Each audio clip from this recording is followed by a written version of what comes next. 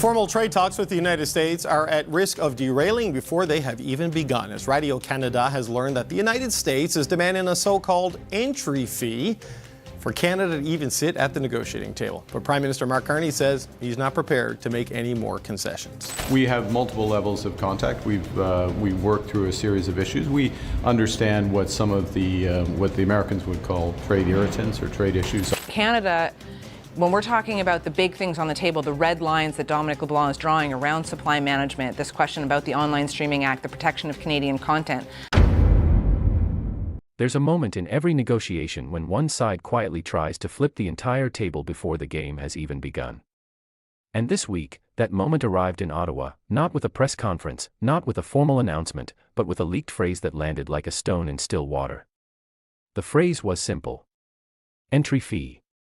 As in, before Canada can even sit down at the table to negotiate the future of its trade relationship with the United States, Canada must first pay something. Not metaphorically. Not symbolically. Concessions handed over in advance, before the real conversation starts. And if that sounds less like diplomacy and more like a private club with a cover charge, that's because that's almost exactly how it was framed inside Washington itself. But here's where the story takes a turn that almost nobody saw coming. Because the strangest part of this entire situation isn't the demand. It's the response. Because Mark Carney didn't blink. He didn't escalate. He didn't reach for concessions. And he didn't even reject the talks outright. Instead, he did something far more disruptive than any of those options. He simply slowed everything down. Now think about what that really means. Because in the world of high-stakes trade diplomacy, slowing down is not a passive move. It is one of the most aggressive things a leader can do without raising their voice. And when reporters in Ottawa pressed Carney about the so-called entry fee, he didn't take the bait. He paused, looked directly at the cameras, and said he had never heard the term used by the President of the United States, that it was not language he had ever used himself, and that Canada was not in the business of taking notes and taking instruction from anyone. And in that single moment, the entire premise of the demand began to wobble. To understand why this matters, you have to rewind to where this story actually begins. Because the situation Canada finds itself in today wasn't built overnight. It was built layer by layer over more than a year of pressure, threats, tariffs, and shifting deadlines, each one designed to push Canada into a corner before the formal review of the Canada-United States-Mexico Agreement begins on July 1st.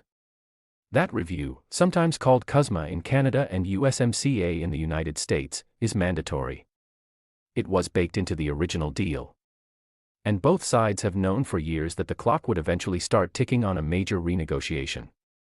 What nobody fully predicted was just how aggressive the United States would become in trying to shape the terms of the conversation before it officially started. Because over the past year, Washington has imposed waves of tariffs on Canadian steel, aluminum, automobiles, and a long list of agricultural and consumer goods. Some of those tariffs reached as high as 35% on non-compliant imports. And Canadian steel and aluminum duties were eventually doubled to 50%. The justification was framed around national security, fentanyl flows, and trade deficits. But the practical effect was something much simpler. It was leverage. And the message behind that leverage was unmistakable. Either Canada moves first, or the pressure keeps building. And for a while, it looked like the strategy might work. Because last summer, Carney made a controversial decision. He dropped a major portion of Canada's reciprocal counter-tariffs, choosing instead to match the American carve-out for goods covered under the trade deal. Critics called it capitulation. Unions called it backing down. The opposition called it surrender. But Carney framed it differently. He called it dropping the gloves in the first period, and not in the late minutes when the penalty would be heavier. And then last June, Canada also scrapped its digital services tax, a 3% levy that would have hit American technology giants like Amazon, Apple, and Meta. The Trump administration cheered both moves. Officials in Washington declared progress was on the way. But here's the part that almost nobody talks about. Because more than 9 months later, the negotiations have barely moved forward. The concessions came. The tariffs from the American side did not come down in any meaningful way. And now, just weeks before the formal review window opens, Washington is reportedly demanding even more before talks can officially begin. And that is what changed everything. Because the moment the pattern became clear, the moment it became obvious that earlier concessions had not produced the promised reset, Carney's tone shifted. And so did the tone of his trade minister, Dominic LeBlanc, who has been blunt about what Canada will and will not accept. LeBlanc has said publicly that Canada is not going to make a series of concessions just to get to a table, only to receive a whole second list of demands once the seat is finally offered. And that single sentence captures the entire mood inside Ottawa right now. Because the playbook from last year, give a little to start the conversation, has now been replaced by a different one entirely. Hold the line. Let the timeline stretch. Let Washington feel the pressure of its own deadline. And do not rush into a framework defined by someone else's stopwatch. Now contrast that with the framing coming from the American side. Because Howard Lutnick, the United States Commerce Secretary, has tried to simplify the negotiation into something almost absurdly transactional. He compared trade talks to a Costco membership, where you have to pay before you can shop. And on the surface, that line sounds confident. Even dominant. But it only works if one side is purely a buyer and the other is purely a seller. And that's exactly the assumption Canadian officials have been quietly dismantling, piece by piece, in interviews, briefings, and policy statements across Ottawa, Toronto, and Washington itself. Because the reality of the Canada-United States relationship is far messier and far more balanced than that analogy suggests. And you start to see it the moment you look at the actual numbers. According to recent figures from the Congressional Research Service, in the past year roughly 73% of Canada's goods exports went south to the United States. That sounds like overwhelming dependence. Until you flip the picture and realize that Canada is also the United States' largest single supplier of crude oil, electricity, uranium, potash, and a long list of critical minerals that American industries are structurally built around. These are not commodities that can be swapped out overnight. They are baked into refineries, factories, and power grids that took decades and billions of dollars to construct. Take energy alone. Canadian crude oil exports to the United States consistently run above 4 million barrels per day. American refineries, particularly in the Midwest and along the Gulf Coast, are specifically configured to process Canadian heavy crude. Meaning this isn't just a trade relationship. It is a physical infrastructure dependency. You cannot rewire a refinery the way you rewrite a tariff schedule. And that single fact alone starts to make the idea of one side paying an entry fee feel less like leverage and more like a misreading of the entire board. Then layer in agriculture, where Canadian fertilizer, particularly potash, plays a critical role in American crop production, especially in the regions that feed both domestic markets and global supply chains. Layer in aluminium and steel, which feed directly into American automotive plants, defense contractors, and construction firms. Layer in critical minerals, which are increasingly central to the technology and clean energy industries that Washington itself has spent years trying to onshore. And the customer versus seller narrative starts to collapse. Because customers, generally speaking, do not supply the foundational inputs that keep the seller's economy running. And yet, despite all of that, the framing from Washington continues to push the idea that Canada is the one asking for access. The one that needs the deal more. The one that should be willing to make upfront concessions just to sit at the table. And this is where the strategy becomes less about economics and more about perception. Because if you can convince your audience, both domestic and international, that you hold all the leverage, then demands like an entry fee start to sound reasonable. Even inevitable. But perception only holds if it goes unchallenged. And that is exactly what Carney has begun to challenge, quietly but methodically, without turning the situation into a public confrontation. Because instead of rejecting the premise outright, he has been reaffirming it in real time. He has emphasized that Canada has already put forward counter-proposals that the United States is fully aware of. He has emphasized that this is not a one-sided process waiting for approval. It is an ongoing exchange. And then, in his sharpest line yet, he reminded reporters that this is not a case of the United States dictating the terms. It is a negotiation. And negotiations, he said, can arrive at a mutually successful outcome, but only if both sides accept that they are sitting at the same table, not at different ends of a counter. That missing meeting date matters more than it seems. Because while the United States has confirmed talks with Mexico for late spring, there is still no formal timeline for Canada. And that absence creates a subtle pressure point that Washington appears to be trying to exploit by attaching conditions before even scheduling discussions. effectively trying to front-load the negotiation in its own favor. But again, that only works if the other side accepts the premise. And so far, Canada has not. Instead, what you are watching is a deliberate patience. A willingness to let the timeline stretch rather than rush into a framework defined by someone else. And that patience is being reinforced by internal confidence, not just political but economic. Because Canadian officials have repeatedly pointed to the fact that, in their own framing, more than 85% of cross-border trade currently flows tariff-free under the existing agreement. They have pointed out that the average American tariff rate on Canadian goods sits around 5.6%, lower than what almost any other major trading partner of the United States is currently paying. And while critics inside Canada have rightly noted that the 85% figure is more complicated than it sounds, since not every exporter has actually completed the paperwork to qualify for the carve-out, the broader strategic point still holds. Canada is not negotiating from a position of collapse. It is negotiating from a position of measured advantage. And this is where the conversation starts to shift from "will Canada pay?" to something far more uncomfortable for Washington. Which is what happens if Canada doesn't. Because if the assumption of dependence does not hold, then the entire structure of the demand begins to wobble. And suddenly the entry fee starts to look less like a condition and more like a bluff that the other side has decided not to call. But the real pressure point isn't only in the trade flows or the tariff schedules. It is in the political timing surrounding all of it. Because these negotiations are unfolding right up against that mandatory July 1st review deadline. And both sides have now publicly conceded that there is little chance the review wraps up by then. That ticking clock cuts both ways. Not just for Canada trying to secure favorable terms, but for the United States trying to lock in its own priorities before domestic and international pressures shift the landscape further. And those pressures are already building. American midterm elections are approaching. Voter sentiment around prices and the cost of living remains a constant variable. Geopolitical distractions stretch from Eastern Europe to the Middle East.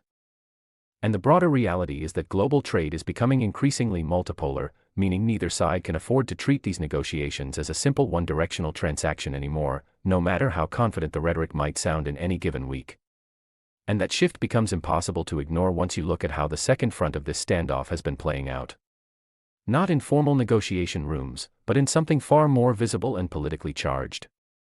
Because last year, before Carney began rolling back some of Canada's retaliatory measures, provinces like Ontario, home to the Liquor Control Board that operates one of the largest single alcohol purchasing organizations on the planet, pulled American spirits, wines, and beers off shelves entirely. That move stripped American producers of one of their most lucrative export markets almost overnight. And while some of those measures have since been adjusted, the willingness to use consumer-facing leverage was never really put away. It was simply set aside, ready to be used again. Because Canadian officials have made it clear, repeatedly, that decisions about what goes on Canadian shelves can change very quickly if there is meaningful progress on the sectoral tariffs that continue to bite hardest into Canadian industries. Effectively turning what looks like a cultural or retail issue into a bargaining chip embedded inside a much larger economic negotiation. And the same logic applies to consumer behavior more broadly, where Canadian travel to American destinations has dropped sharply, where Canadian shoppers have shifted purchasing patterns, and where Ontario Premier Doug Ford has openly pointed out that the cumulative effect of those choices runs into the tens of billions of dollars across the American economy. These are not government tariffs. These are millions of individual decisions aggregating into something that no single executive order can reverse. And that is exactly the kind of pressure that doesn't show up neatly in a tariff schedule, but shows up everywhere else. In sales numbers. In tourism reports. In quarterly earnings calls from companies that suddenly find themselves explaining why their Canadian revenue softened. And it is part of the reason why Canadian officials, including LeBlanc, have been so insistent that any final deal cannot be a one-off. It cannot wrap up some sectors while leaving others, like steel, aluminium, and automobiles, hanging in tariff limbo. The approach has to be comprehensive. Or, in their framing, it doesn't really count as a deal at all. And then there are the red lines. Because beneath all of the noise about entry fees and Costco memberships, there are real, concrete issues that Canada has already signaled it will not move on. Supply management for dairy, poultry, and eggs is one of them. The Online Streaming Act and the protection of Canadian cultural content is another. Canadian lawmakers actually passed legislation last year specifically blocking the federal government from expanding dairy tariff rate quotas or reducing over-quota duties in any future negotiation. Which means even if a future government wanted to trade those issues away under American pressure, the legal framework now stands in the way. That is not a soft red line. That is a red line written into law. And this is why some analysts argue that Canada's position has actually strengthened in recent months, not weakened. Former diplomats and trade experts have pointed to the idea of a last-mover advantage. We're waiting and watching how the United States negotiates with other partners, particularly Mexico, allows Canada to refine its own strategy based on real outcomes rather than assumptions. And in a world where American political capital is being stretched across multiple fronts at once, time itself becomes a variable in the negotiation, not just a constraint. Suddenly the idea of rushing into talks under unfavorable conditions looks less like pragmatism and more like a missed opportunity. Meanwhile, back on the economic front, the structural realities haven't changed. If anything, they have become more visible under pressure.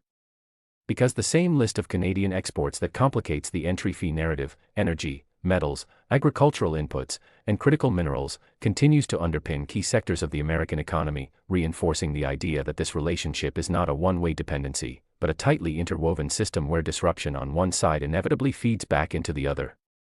And yet, the rhetoric out of Washington has not softened. American officials continue to emphasize the size of their economy relative to Canada's as a justification for their position. A point that is factually accurate but strategically incomplete. Because scale alone does not determine leverage in a relationship defined by specialization and integration. Smaller partners can hold outsized influence in specific areas that larger economies rely on every single day. So what you are left with is a negotiation that is no longer just about trade terms or tariff rates. It is about competing narratives of power, dependence, and timing. One side is trying to establish dominance before talks even begin. The other is systematically refusing to accept that framing while quietly building a case rooted in data, interdependence, and strategic patience. And this is part of a much bigger pattern stretching well beyond Canada. Because what is happening here is being watched closely by capitals around the world. From Mexico City to Brussels to Tokyo, governments are taking notes on how a smaller, deeply integrated trading partner handles a larger one that has decided to weaponize access itself. And the lesson, so far, is that holding the line is not the same as escalating. That patience, paired with public clarity, can be its own form of leverage. For companies operating across the border, from automakers to steel producers to grocery chains, this matters in very practical ways. Because every week without a deal is another week of uncertainty in supply chains that have been knit together over decades. Every week is another set of decisions about where to invest, where to hire, where to cut. And every week increases the likelihood that some of those decisions become permanent, regardless of what any final agreement eventually says. That is the silent cost of negotiations that drag on, whether by accident or by design. And it brings us back to where this story started. Not whether Canada will pay an entry fee, because at this point that seems increasingly unlikely. But whether the premise of that demand can survive in the face of a counter-narrative grounded in measurable realities.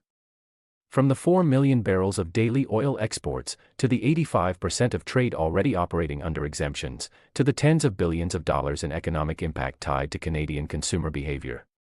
All of which point to a relationship that is far more balanced than the initial framing suggests. Because once that balance is acknowledged, even implicitly, the logic of paying to negotiate begins to fall apart. And the conversation shifts toward something more traditional, but no less complex. Which is how two deeply interconnected economies reconcile their differences without undermining the very systems that make their partnership valuable in the first place. So here's what I want to know from you. Do you think Carney made the right call by holding the line and refusing to make concessions before talks even begin, or should Canada have moved faster to lock in a deal before the deadline pressure builds further?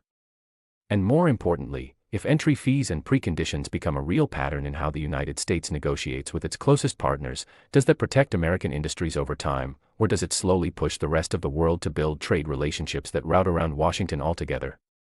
That's all for today. Make sure you're subscribed and we will catch you in the next one.